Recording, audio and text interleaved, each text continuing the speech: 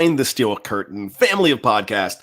My name is Bryan Anthony Davis. Alongside me is my good friend Tony Defeo. We too are the Beastie Boys, as Big Marv will call us, or we are your heels on a Monday night. It's hangover time, Tony. Sometimes the hangover is really, you're face down on the gutter. You're like, what have I done? Or you're celebrating something special and you're like, woo, I don't care what I did. And that's kind of how we feel right now. Our Pittsburgh Steelers are 2-0 at this time after week 2 without their franchise quarterback. 0-2, about to go 0-3. This is feeling really, really good, my friend. What is up, Tony? Hey, Bryan. Things are great. It's one of those hangovers where I had a good time last night, but I'm in the back of my head. I'm going, did I say something to offend somebody? I can't remember, but still, it's fun. It's fun. It's a lot better than it was a year ago at this time. 0-2, and as you said, no Big Ben, and thinking the season was going to go totally in the in the toilet. So it's certainly a lot better, as people keep saying. It's better to learn and win than learn and lose. You've got it. I like that. And you know what? It wasn't pretty. You know how I always call that your typical 2 a.m. game where you almost blow it, but you're like, whoop, just take it. We're good. And win ugly. And this is a really tough league, Tony. It is not easy to win any kind of football game.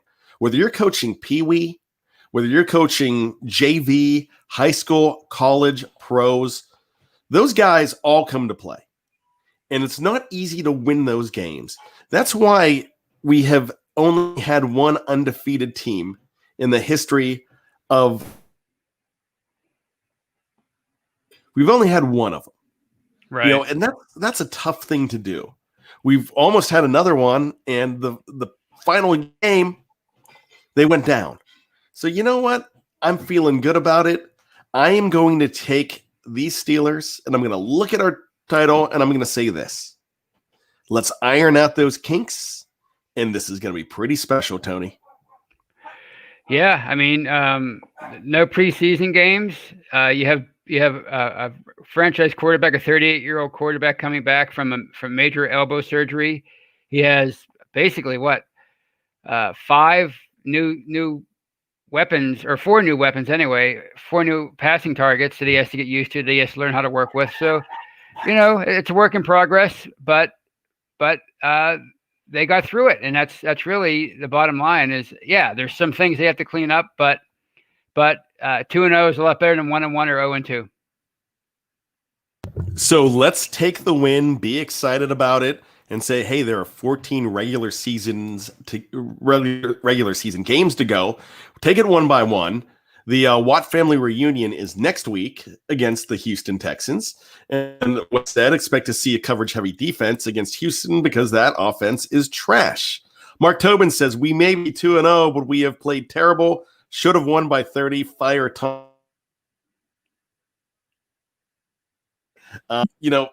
Look. Kansas game yesterday, Tony. And as far as I'm concerned, I mean, arguably some people can say Lamar Jackson. I'm a Pat Mahomes guy as far as that goes. I think he is really the best passer that we are seeing right now. And you know what? Make the soup. As long as the soup tastes glorious, that's all that matters. And it tastes pretty darn good right now. This is a good bisque, Tony, and I'm loving it. Yeah, I mean, the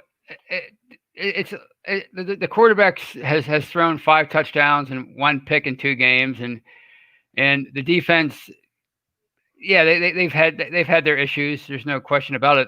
They had 10 penalties yesterday, plenty of pass interference calls, I think 4. And it's not a work of art just yet, but again, you're talking about a team that's coming off of no preseason, and they're trying to figure some things out. They have they have some issues, but so do a lot of teams right now, and not every team's 2-0. Some information from the live chat saying that my internet must be bad. My internet is firing on all cylinders. I just checked it out. This might possibly be a StreamYard and a YouTube issue. We have had that in the past. So that's something that we will continue to work on, and I'll see what I can figure out as we're going along. Tony, I want to bring up our good friend, Big E Bronco. And Big E, fan of another team. He says, all right, give me the music. I'm here to listen to it. Big E, here's the deal. I was scared to death of your team coming in. And I actually picked this game in the preseason as a game the Steelers were going to lose. I relented. I mean, some of my excitement from the Monday night game last week made me change it. But if Courtland Sutton stays in this game, and it's a shame Courtland Sutton's gone for the year, you don't have Von Miller. You don't have, you went with Jeff Driscoll, for crying out loud, and you don't have Philip Lindsay either. You are a completely decimated team, and you took the Steelers to the limit and came very close to winning that game. I would not be frustrated. As Cree says, you guys should have won that game. And there's a lot of things to look at, but what I'm saying right here is hold your head up high. That Denver team, just like that New York Giants team a week ago, going to be pretty good. So that's what we have going on. Jovman is trying to hashtag free bad from bad Wi-Fi. Like I said, I have upgraded to fiber, and it's been pretty good. So I don't know what is going on. We had this issue a couple weeks back on YouTube as well. So we'll see what's going on. I do not know what the problem is, but this has happened before. But when I look at it, it looks pretty good from my screen. What it's saying, I've got a completely, if you call it 4 bars or 4 whatever, but I've got a full house here, so I'm playing pretty good. So I don't know what's going on, but we're gonna hope it subsides. Tony, what's your knee-jerk reaction from this game? My knee-jerk reaction is I'm happy that they won, and I'm ecstatic that they're 2-0. But that was probably a game that it was a little closer than it should have been. They had several opportunities, I think, to pull away, and they didn't. But as I said, no preseason. You have an offense that's sort of a work in progress with a quarterback just coming back from injury and a lot of new weapons. The defense, I think, the defense was pretty relentless after their 19 hits. I thought that was an amazing stat. But they had their issues too. But overall, my knee-jerk reaction is I'm happy that they're 2-0. Let me ask you this. Have you ever gotten lucky in your life, Tony? Well, I'm not just talking with the ladies at the bar. I'm just like, you have a situation where you just get lucky. Yeah, and you're like, wow, I don't know if I've earned this, but I escaped. I got lucky. You're going to take it every time, right? Oh, plenty of times. Yeah. You find a fiver on the ground, something like that, $5 bill or $20 bill one time. Yeah, I've gotten lucky that way. And you just you chalk it up to good karma, and you realize that sometimes life doesn't go that way, and you lose a $20 bill. So, even Steven sometimes, and there are a lot of games last year that they lost, like yesterday, that in the final second they didn't come up with the play to win. They actually in week three they had what James Conner fumbled at the end, and that cost them a game, and Juju fumbled in that overtime game. So. And they certainly outplayed the Ravens in that game. So, sometimes you just have to accept, not look a gift horse in the mouth, and accept it and move on. As far as I'm concerned, Tony, you're absolutely correct. These were games that they could not win last year. Right. It feels like they have gone and flipped the script. It feels like they are in a situation where they learn from last year and they're able to win games that they don't play great enough to win. Right. And that's what good teams do. So it almost feels like they've turned a corner. Jim Ruger says, I have a bad feeling about this Texans game. I hope they prove me wrong. My bad feeling was about the Broncos game. And sometimes that's bad because sometimes I'm wrong. Well, that goes back to yesterday. I mean, you have like the play at the end of the first half with Joe Hayden, the pick, and you're set up perfectly to essentially put that game away, and you only come away with 3, and then you throw the pick at halftime or at the beginning of the second half, and then at the end when Snell fumbled after you get the safety. So maybe those things you can't get away with every week. So the Texans are a pretty battle-tested team, so they're not going to want to go 0-3. They were a playoff team last year, so yeah, they're going to be hard to beat. Tony, you've been doing this with me for a long time, and you know that one thing that I pride myself on having no problem saying when I'm wrong.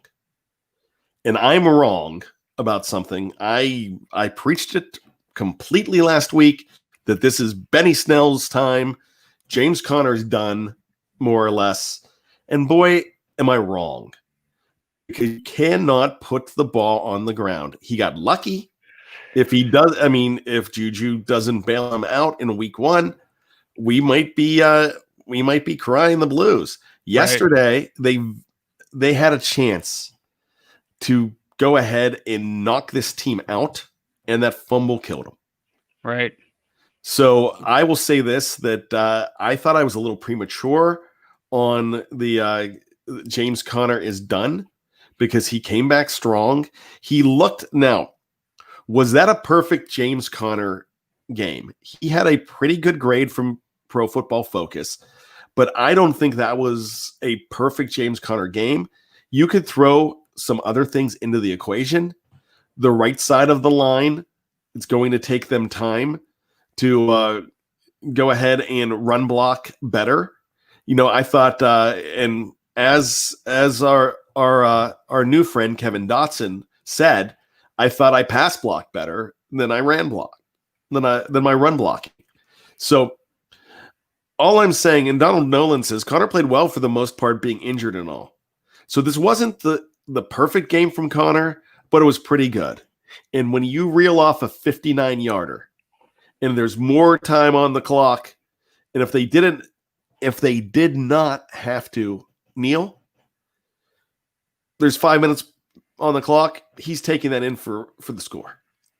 So there you go. James Conner showed a lot of resiliency. And I'm going to personally apologize to James Conner. If he wants to go hang out with me for a soda, we'll hang out and we'll talk about our 2 a.m. stories. And I'll say, hey man, I was wrong, and I'll say that. But I just feel that Benny Snell is going to be a liability if he keeps putting the ball on the ground.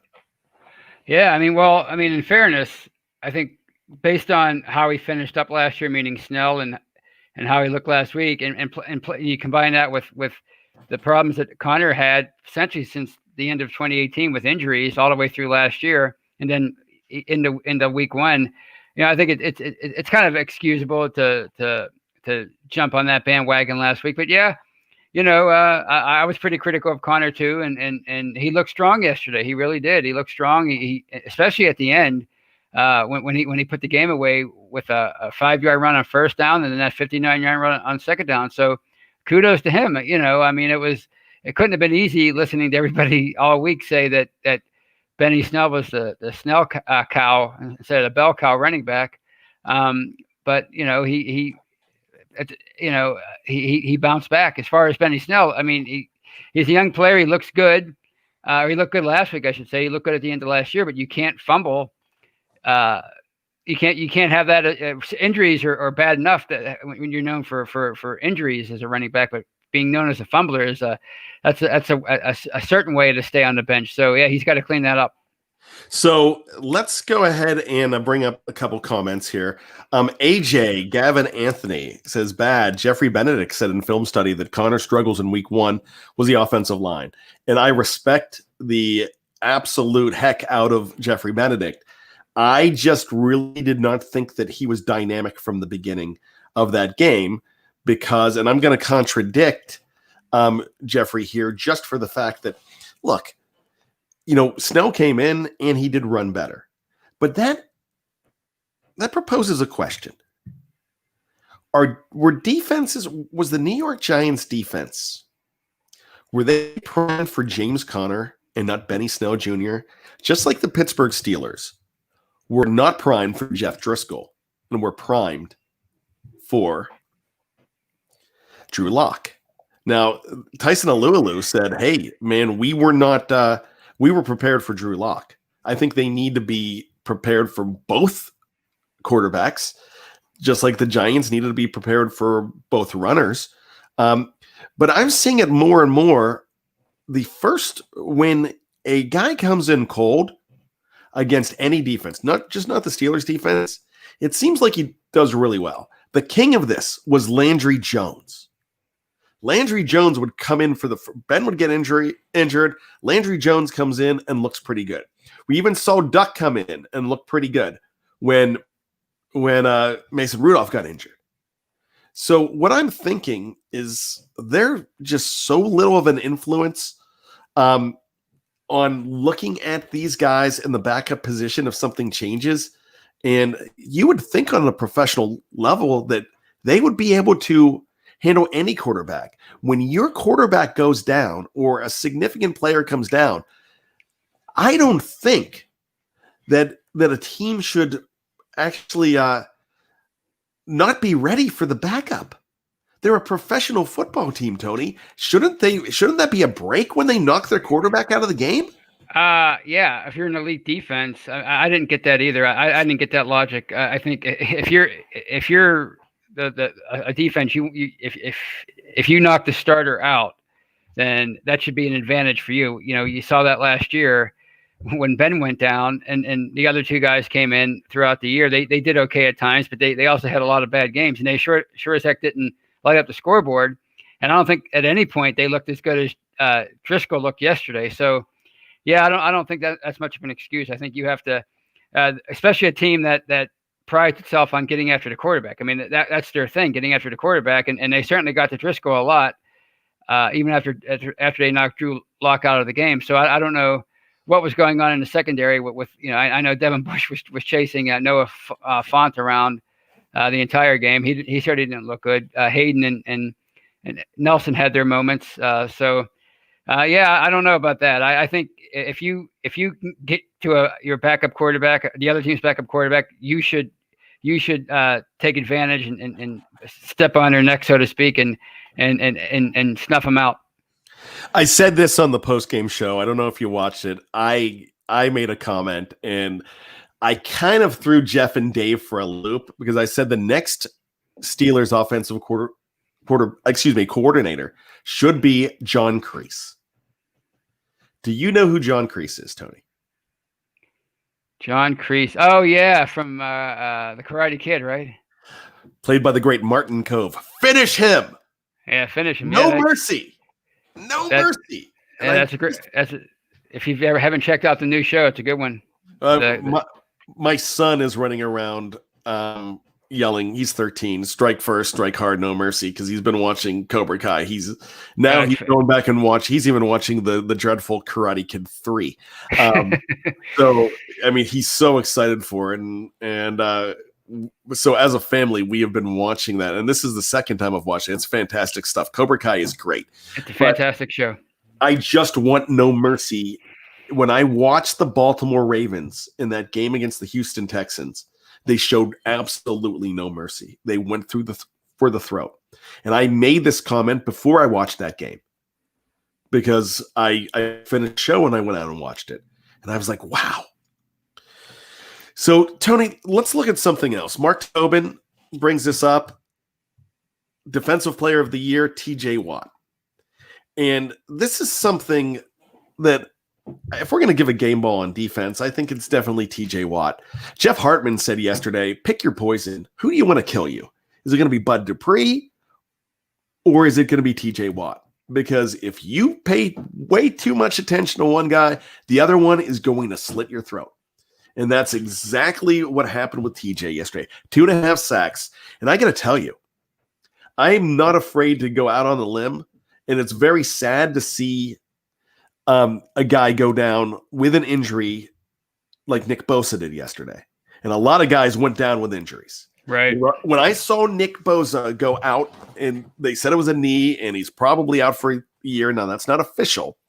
But I was thinking at that point, I'm like, TJ Watt or Bud Dupree, one of these guys might have just won the Defensive Player of the Year if they keep doing what they're doing. That's how dominant I think that front seven is. Now, when we look at the front seven, look, no surprise. We knew what Bud was going to do, and we definitely knew what TJ was going to do. We were hoping Bud was going to, keep on going where he left off, and that's exactly what he did. Tyson Alualu, how much of a surprise to you, Tony, is Tyson Alualu? He's actually blown me away. Honestly, to see the penetration he got in the backfield several times last week, and then yesterday with that sack. Now, as you said, they're paying special attention to guys like Dupree and Watt, but he just exploded through the middle and had that sack yesterday. It was I'm pleasantly surprised by how well he's playing. He is showing that why he was a former top 10 pick by the Jaguars in 2010. He's been spectacular so far. And, they still have 3 of the top 18 overall picks from that 2010 draft. Alualu, Hayden, and, of course, Marquise Pouncey. Right. Really interesting stuff there. I'm really loving Alualu. Look, I'm not worried about Tuitt. I'm not worried about Hayward. I was listening to The Fan today, and they had somebody from Pro Football Focus on there, and he had a stat of defensive pressures from a team within 2.5 seconds of the snap.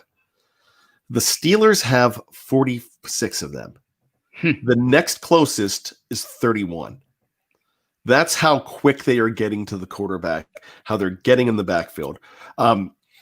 They look absolutely phenomenal. And it's not just the front seven, because right now on pace to break the record of James Harrison with 16 sacks is my man Mike Hilton. And I've got to apologize to Mikey H too, because I was thinking this is the year that Cam Sutton takes his job. I want Mike Hilton around for a long time. He is that valuable of a piece of the puzzle. Yeah, I've been a big Mike Hilton fan since he essentially came out of nowhere in 2017 and made the team as an undrafted free agent and became a sensation right away. There are a lot of training camp sensations, but it doesn't always translate to the regular season. And he quickly established himself as one of the better slot corners in the league, and he's maintained that status for the last 3+ years. He's been great, and he got a lot of praise from everything I heard today. People were praising him all around. So he's just I agree with you. He's somebody that I'd like to see them keep after this year. So Wes is saying 7 sacks yesterday. He's calling it now. We repeat 7 next week too. I tell you what, that offensive line for Houston Texans is not their strength. And now the only thing that I'm going to caution you, Deshaun Watson could get himself out of trouble. But I just do not. I think this is probably going to be the weakest offense that they are going to see. If I'm not mistaken, now I did not know this, but somebody mentioned that David Johnson was hurt as well. And I got to tell you, every guy that I have on my fantasy team is injured. I lost Sutton. I lost Barkley. Now I just found out that I lose David Johnson. I lost Kittle. I was smart enough to pick up Jonnu Smith, but everybody's getting injured. Donald says, "Bad, you're the biggest flip-flopper. 1 week Hilton is done. Next week Hilton is great. Keep him forever. Laugh out loud. Good stuff." I check the tape. I was on the Hilton bandwagon last week too, but I was probably off of it before. So, I think I have 2 weeks in a row. So I'm going to try not to flip-flop, but I did flip-flop on James Conner. So yeah, you can call me out on that, Donald. I have no problem with that. Hey, it's like I said. I mean, it wasn't much of a knee-jerk reaction with James Conner. He was trending in a bad way for about a year and a half, and I think it's, in all fairness, I mean, he was having trouble staying healthy. That's why we were starting to question. Nobody's ever questioned James Conner's talent. I mean, he's a Pro Bowl running back when he's healthy. It's just staying healthy has been the issue with him. And I was with everybody else. I thought Benny Snell should have been the starter yesterday. Obviously, I was wrong as far as yesterday is concerned. So congratulations again to James Conner for bouncing back. I've been called a jerk in the past, guys, but I'm also pretty much a knee jerk. I try not to be a knee jerk guy, but I know I'm that guy at home. I just and I'm doing better with it. I'm not being as knee jerk as possible. My kids will come in now and they'll say, "Dad, I just broke this of yours." I mean, they've broken Steelers statues of mine. And my new thing is okay. I mean, last week was, I just spilled a soda on your laptop. I'm like, okay, no problem. We'll clean it up. That's what I'm turning into. So I'm hoping to be less knee jerk and just be more patient, because I tell my kids all the time, be patient. So I need to be more patient with that. But fan is short of fanatical. And I'm going to, even though I can't stand Colin Cowherd, he says that all the time. And, look, I am not a journalist. I'm a fan that has a platform, and that's exactly what I am. So, Tony, we're going to take a break right now, and we're going to come back. We're going to finish our discussion on yesterday's game, and then we're going to go into some Q&A. So start thinking of some cool questions that you have for our Q&A portion of the show. But stick around if you're on YouTube. We're not going anywhere. If you are listening to this on any platform that you find, your favorite platform to find any of your podcasts, go ahead, download number 2, and hang out with us again. We'll see you right back right after this. You have tuned in to the Steelers Hangover. This is part 2.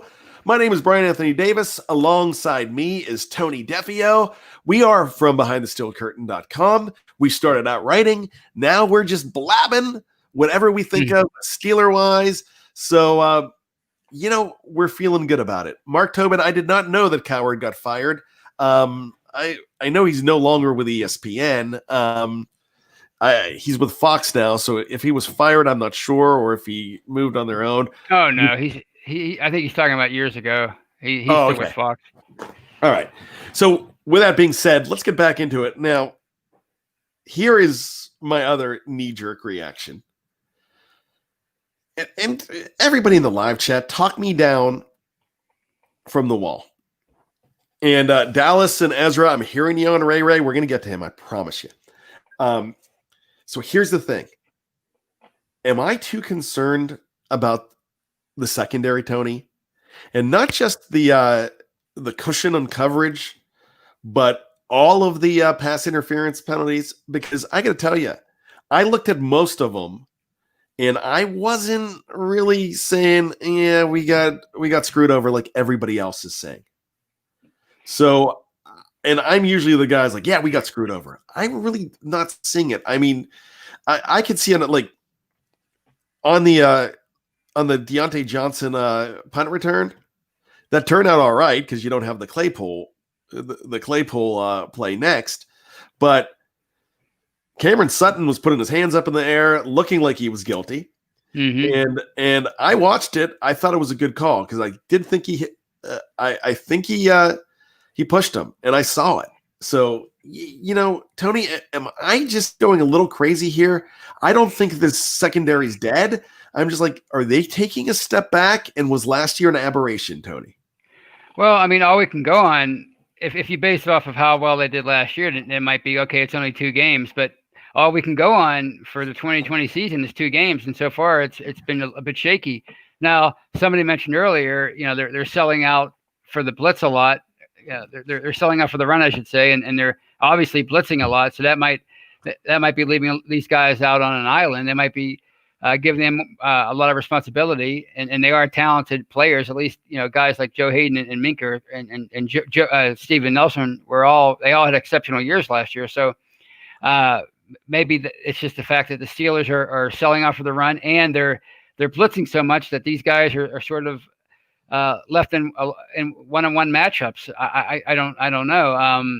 It hasn't been horrible, but when you start playing better quarterbacks, it might be something that really where they are really exposed. Having said that, it has been only 2 games, and to repeat myself, there are no preseason action, so it's going to be there's going to be a lot of rust for in a lot of areas for a lot of teams, and maybe that's what the secondary is going through right now. Let me ask you about that rush. I mean, that rust. A lot of teams yesterday they're losing players for the season at a rampant rate. The Pittsburgh Steelers already had it happen last week with Zach Banner. Right. And now you're seeing all these guys. Cortland Sutton went out in that game yesterday. Of course, Saquon Barkley. McCaffrey's not out for the season, but he's out possibly 4 to 6 or 6 to 8. We saw Bosa go out. You're looking at Solomon Thomas went out with a knee. A lot of guys are going out. Are we blaming preseason on that as well? Because, they had to have been doing something in camp, but my question is are we going to see more and more of this in the next couple of weeks? I think you could see less in it because yesterday was such an unusual day with so many big name players that went. I mean, the 49ers were practically they lost their quarterback, Nick Bosa, as you said, they lost somebody else. Barkley went down. It was just a crazy day. So I think overall you're going to see less. But yeah, that could play a part. I mean, these guys, the veterans anyway, they don't play a ton in the preseason, but they certainly play enough. And this is also a weird another like the first training camp where with the new CBA, so you had less padded practices than in years past, so maybe there was something to that too. So I don't think you're going to see more, but I can certainly see why the first couple of weeks you saw a lot of significant, especially lower body injuries. Okay, Tony, we are going to go rapid fire here. Confidence level, good, bad, or ugly. That's what we're going to play here. So I'm just going to throw out guys. You just tell me good, bad, or ugly on your confidence level for this guy. Ben Roethlisberger. Oh, good. James Conner. Good, bad, and ugly. Okay. Let's change it. Good, fair, and ugly. How about that? Okay, I'll say fair. All right. Ray McLeod. Good. I'm pleasantly surprised by him. He's speaking of somebody. I owe him an apology because I consider him another Johnny Holton. So I apologize, Ray. So he is going to. Somebody mentioned up here earlier that he has had fumbling problems in the past, and that was Joe McLaughlin. Ray has had fumble issues. Mostly, we have 4 stud receivers keeping up that 33-yard return average. But I tell you what, I'm looking at guys like the combination of Deontay Johnson and Ray McLeod. I think this is the most speed that they've had in a long time at both return positions, and I'm pretty excited about that. So let me ask you this: the offensive line.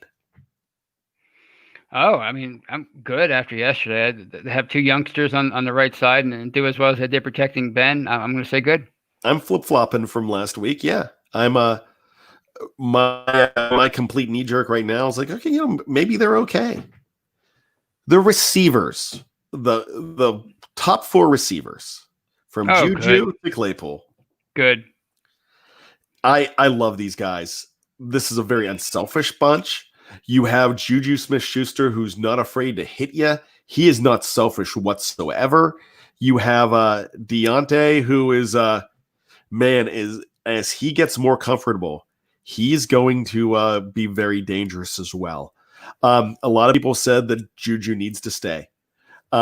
James Washington is going to I know we joke around because Ike Taylor called him Grandpa Strong, but he is that country guy that isn't afraid to get his hands dirty and work, and that's exactly he works for everything he has. So excited about him. And Chase Claypool right now has the 3rd best since the merger average as far as reception average since actually yards receiving since Ron Shanklin in 1970 and Lewis Lips, who was number 1 in 1984. And let me give Dave Schofield credit for that stat. That's a fantastic stat. But Claypool could be a 1,000-yard receiver the way he's going. Ben has all the weapons right now that if he stays healthy, he could just pick you apart. So let me talk about the tight ends. We're going to continue this game. Good, fair, and ugly. Eric Ebrod. Fair.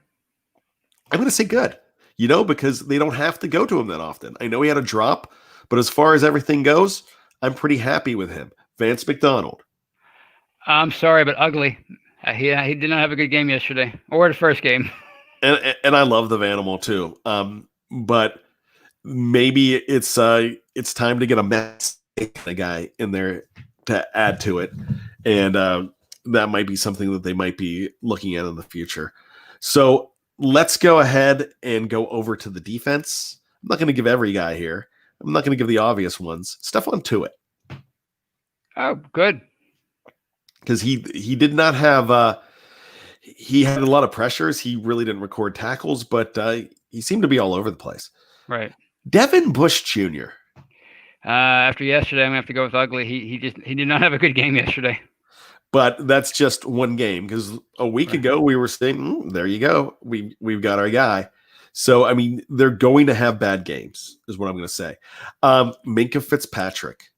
As far as this year, I'm going to say fair. He hasn't really done a whole heck of a lot through 2 games.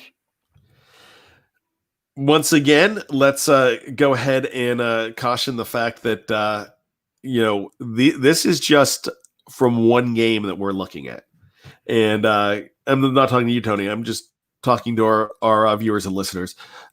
These are our reactions from yesterday more than anything. He did go up against Noah Fant, who is really going to be a good tight end.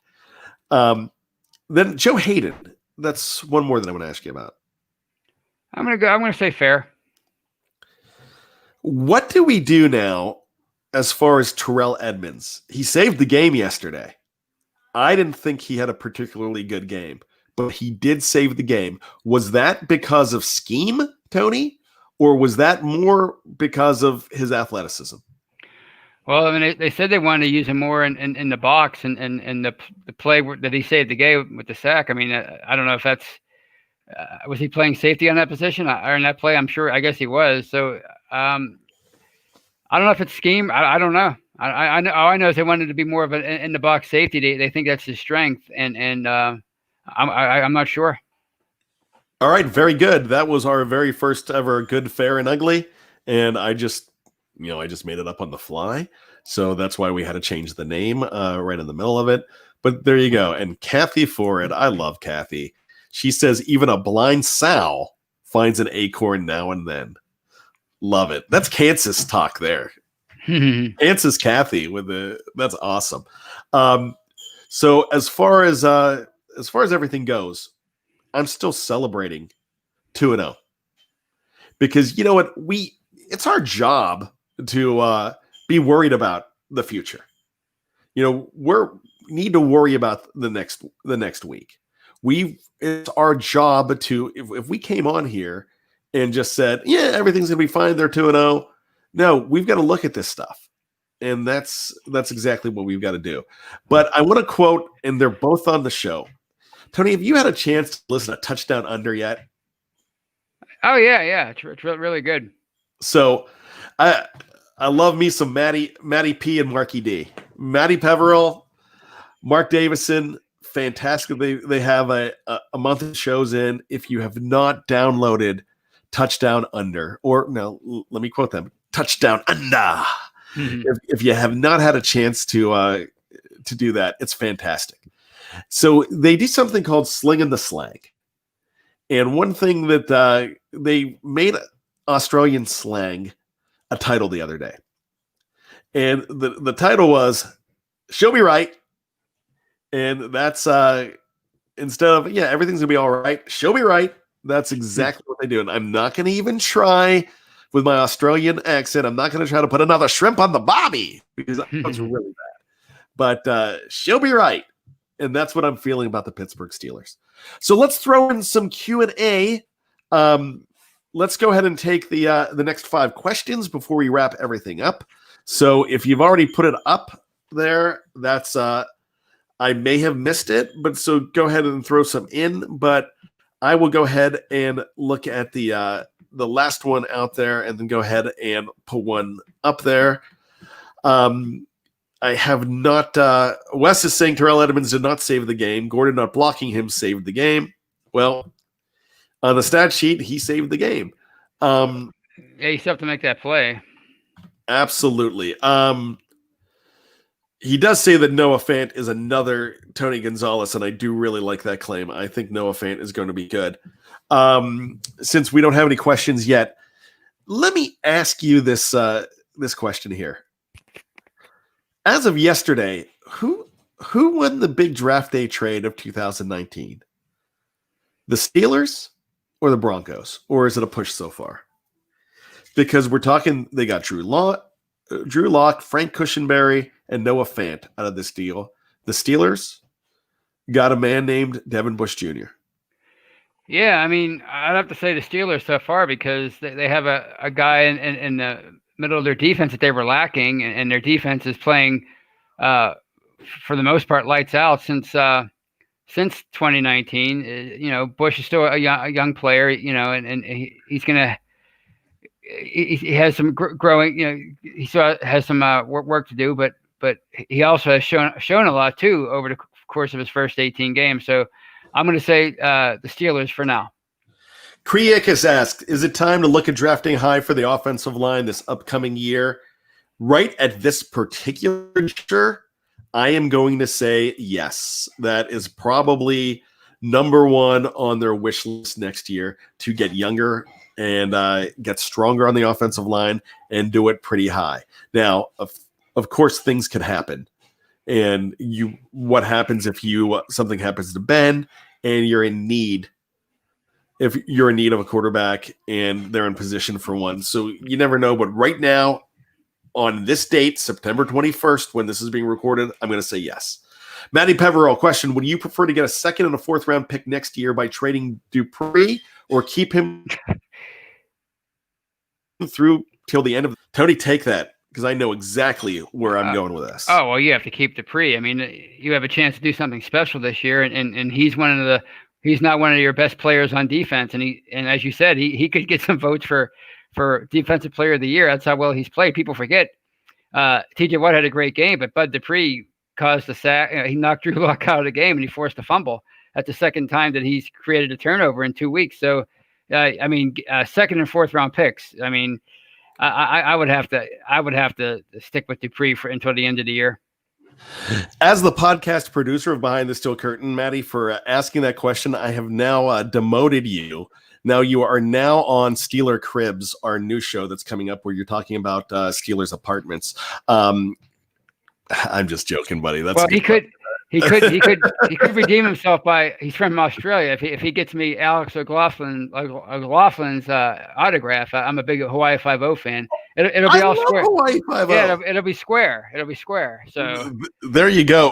When my wife found out about it, she loves this Australian show called Wentworth. So she's like, "Hey, could they help me meet the Wentworth people?" I'm like, and Wentworth's like a woman's prison show, like their version of Orange is the Black, or maybe it's the other way around.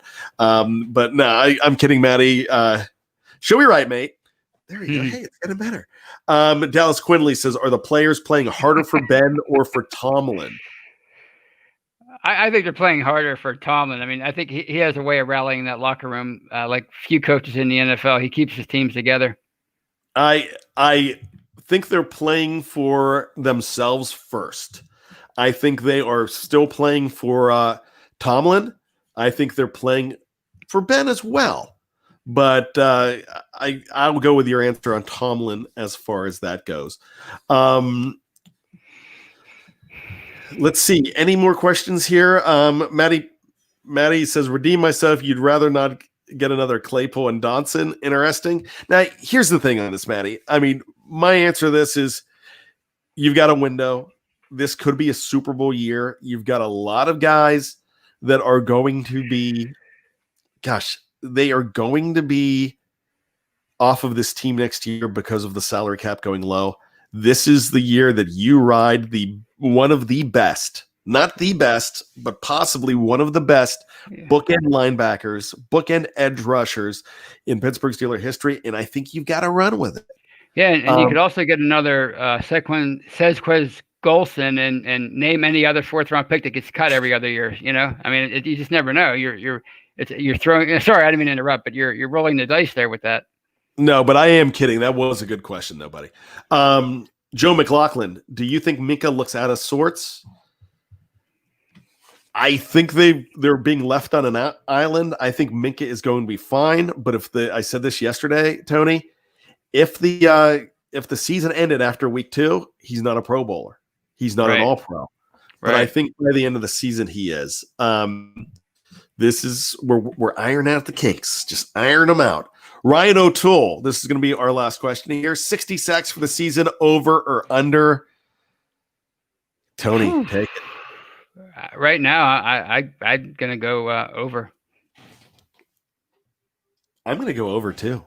I really think that they're crazy. I'm actually going to say if we get a couple weeks of 6 or 7 and it becomes a habit, I think it's actually going to be, they could be in 1985, 86 Chicago Bear territory. I mean, that's probably a little steep, but I'm really excited about this. You know what? Let's go ahead and take 2 more questions because I just saw some really good ones here. Raheem Hunt. Texans are 0-2, but they played arguably the 2 best teams in the league. We're barely 2-0 against 2 bad teams. Do we win next week? I think it's going to be close, but I think I don't know. I mean, I've seen a lot of week 3 laying of eggs over the years, so I'm gonna hold off on that. I think it's going to be a close game. I think that the Pittsburgh Steelers are a better team, but it does not mean that they're going to absolutely beat them. Just what I saw the last 2 weeks when the Texans had a chance, and I really don't think Baltimore's defense is really what they were last year. I don't think they're an absolute juggernaut. They're good, but I thought a guy like Watson, and there's still talent on that team, I thought they should have been fine. The Kansas City defense, I don't think is that good at all. Right. So there you go. Steelers Pittsburgh says, did Big Bro write another knee-jerk article? That goes right after the game. So you'll see that basically when I did knee jerk, and he's doing it now too, when there's zeros on the clock, we hit submit, and that should go up like 5 minutes after the game because that is people want instant reaction, and that's pretty good. Reginald Rivers asks, do we see Anthony McFarland Jr. play this season? Reggie, I think we see him sooner than later because of 2 fumbles by Benny Snell Jr.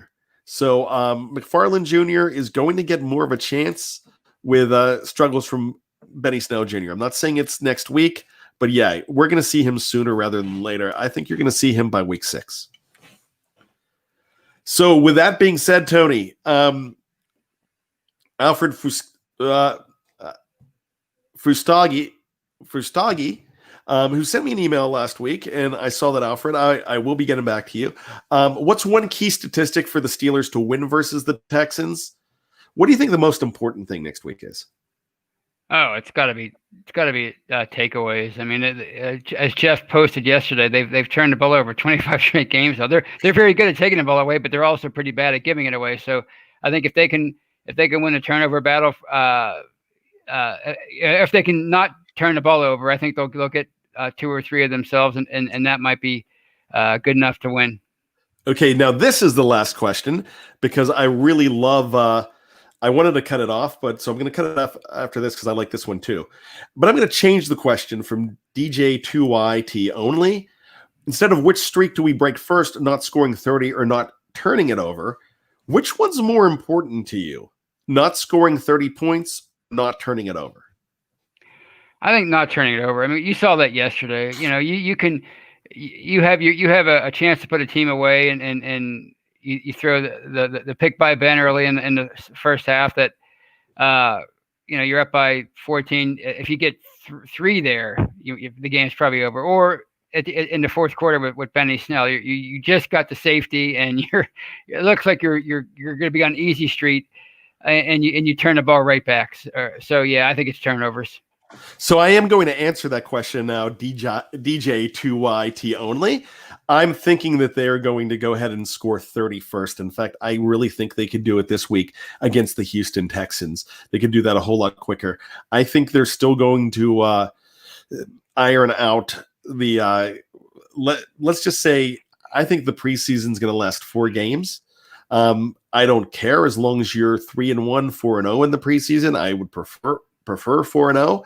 So let's just call it that. And I really think that needs to be ironed out a little bit more. I think they're going to, 20. They're averaging 26. It's not hard to figure out their average. They've scored 26 2 weeks in a row. So you don't even have to put math to it. So they're averaging 26. That's really close to 30. I mean, my gosh, if there's 3 extra minutes on the clock yesterday, that's a 33-point game, because they're going to end up putting it in. So I think 30 is happening soon. But all I care about is the W, and I'm thinking that is going to happen this week as well. But we'll talk about that more later. Tony, any last words, my friend? Just to bring it all the way back around. It wasn't it was a sloppy game yesterday, but there were a lot of good things too, and it's great to see them 2-0. They started off slow the last 2 years, and they missed the playoffs barely. So getting off to a fast start this year was paramount to having a great finish, and I'm just excited that they're 2-0. I am too, Tony. So let's wrap this whole thing up, and we will say this, Tony, to quote the great Rowdy Roddy Piper, just when you think you've got all of the answers, we keep changing the questions. All right. It doesn't matter whether you're under or over, as long as you're hungover. This was the Steelers Hangover. My name's BAD for Tony Defeo.